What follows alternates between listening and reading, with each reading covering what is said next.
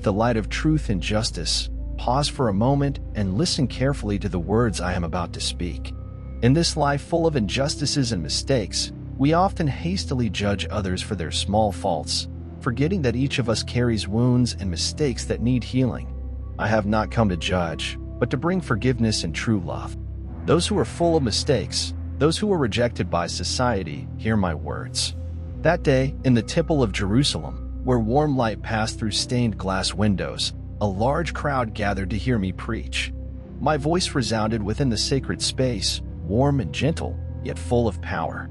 Everyone was silent, listening to every word, their eyes reflecting faith, hope, and confusion before the profound and heartfelt words.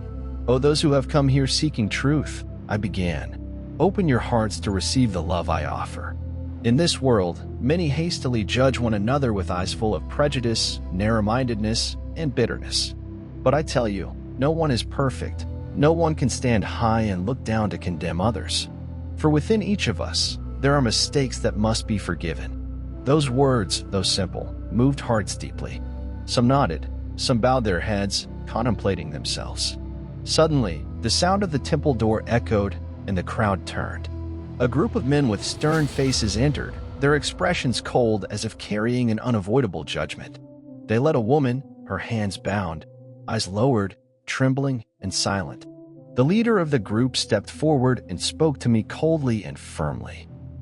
"Teacher Jesus, we caught this woman committing adultery. According to the law of Moses, someone who commits adultery must be stoned to death. We ask for your opinion on this matter." Everyone in the temple fell silent, their eyes fixed on me, waiting for my response. The atmosphere became heavy, oppressive, and tense, as if a great storm was about to break out. I looked directly into the eyes of each man in the group of teachers of the law. In their eyes was not only determination but anticipation, challenge, a trap into which they wanted me to step. Instead of answering, I said nothing. Slowly, I bent down, my finger gently touching the dusty ground beneath my feet, beginning to write things that no one in the crowd could see. Perhaps these were things about their own faults, perhaps truths about human hearts and sins, or the silence I wanted to give those who judge others. My silence lasted, causing the crowd to become even more confused. Whispering began softly, their eyes grew restless, unsure of what to do next. Everyone waited but dared not make a sound. The atmosphere froze, filled only with soft sighs and the quiet footsteps slowly moving across the dusty floor. After a long while, I stood upright. My eyes were gentle yet resolute, staring into the crowd. My voice rang out in the silence like thunder. "Let him who is without sin among you be the first to throw a stone at her." Those words struck deeply at the pride and judgment of each person in the crowd. One by one, they began to lower their eyes. Their looks were no longer angry or condemning, but filled with remorse and self-recognition. The eldest man sighed and dropped his stone to the ground, whispering, "I have sinned too. I cannot judge another when I am full of sin myself." A young man standing beside him looked at the stone in his hand, then placed it down and quietly walked out. Another followed, then another. One by one, from old to young, they lowered their heads, dropped their stones, and left. Gradually, the crowd dispersed, and no one dared to stone the woman anymore. Only I and the woman remained standing silently in the temple, warm light gently shining upon us. Her eyes still showed fear and exhaustion, but now held a hint of hope. The temple had grown quiet. The crowd had dispersed, leaving only Jesus and the woman who had been accused standing together in the soft glow of the fading light. The atmosphere was calm yet charged with a deep sense of mercy and hope.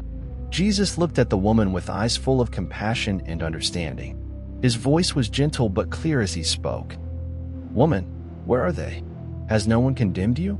The woman's voice trembled as she answered, her eyes still cast downward. "No one, Lord." Jesus smiled softly, the warmth of forgiveness radiating in his gaze. "Neither do I condemn you," he said. "Go now and leave your life of sin."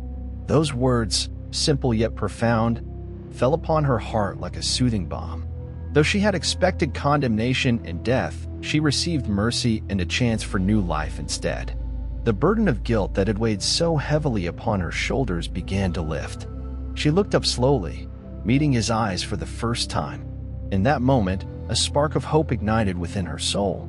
It was as if she saw the possibility of redemption reflected there, the possibility to change, to heal, to be embraced not for her past, but for who she could become. As she stepped forward, the light seemed to follow her, casting long, soft shadows that danced gently around her feet. Her steps were tentative at first, but with every stride, she grew stronger, more determined to embrace the path of transformation.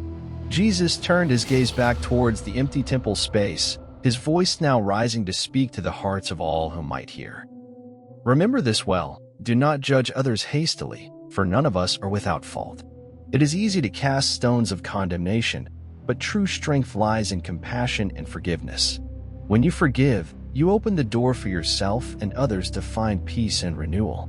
He paused, allowing the words to settle deeply within the silent space.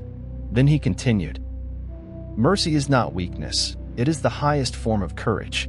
It takes great strength to love the sinner while hating the sin, to offer a hand to someone fallen, inviting them to rise again." Jesus' words echoed through the hearts of those who listened, inspiring a new way of living, one built on grace, love, and understanding.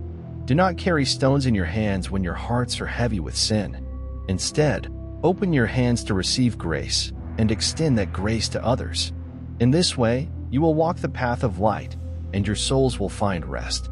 The woman's presence gradually faded from the temple, but the transformation she had begun would ripple through time and hearts far beyond that moment. As the temple doors closed behind her, the light within the sacred space seemed to brighten, a silent testament to the power of forgiveness and redemption.